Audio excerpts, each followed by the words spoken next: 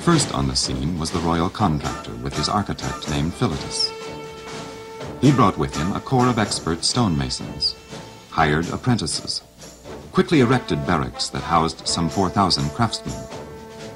Excavations began at the limestone mountains across the Nile. Some workers cut stones from the bedrock and set them aside for transport. Others built wooden sledges. Others constructed dock facilities, weight arms, and storehouses for supplies. Expeditions brought wood, diamonds for cutting, and granite from Ethiopia. When spring came, the Nile rose, flooding 90% of Egyptian farmland. For 3 months, 100,000 workers were idled from normal farming activities. The royal contractor mobilized these men, broke them into teams of 8 each, with an experienced stonemason to train the men. Other teams were taught the art of navigating barges on the wide river Nile. The gangs set themselves to the task. Each one adopted a name. Ancient quarry marks show names like the Endurance Gang and the Craftsman Gang.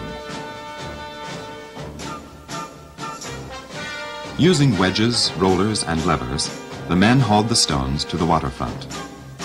Weight arms lifted the stones, which traveled in a sling to the barges. Across the river, the teams of finishing experts cut the stones and fit them into a broad causeway leading up to the building site.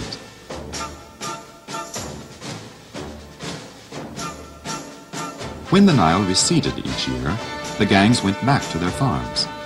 The masons worked year-round, cutting, measuring, marking, storing the stones that had been brought over. They leveled the site and began cutting the deep passage underground to the pit. For 10 years they worked on the road, the docks, and the site. Team spirit, competition, pride of workmanship, religious fervor, these all contributed to the intense activity.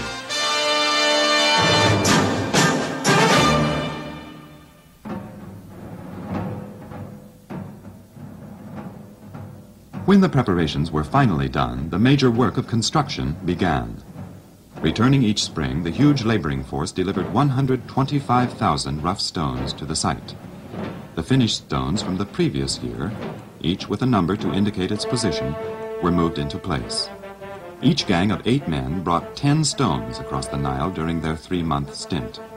Each group of 4 masons finished an average of 1 casing stone per month, plus 1 core stone every 3 days, all year round.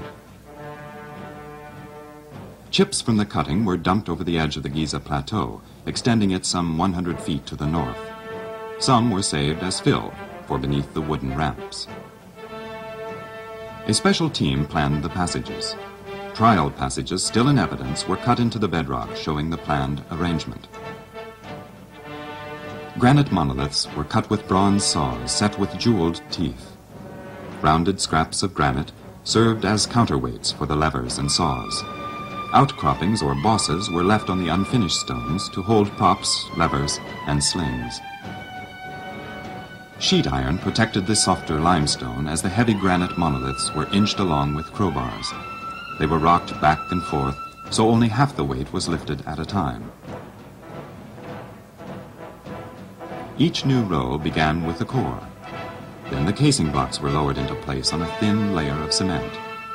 Once in place, the soft white stones were planed smooth.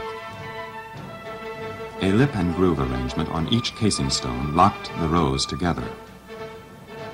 If the capstone was placed, a special scaffold would need to be erected at the top of the pyramid.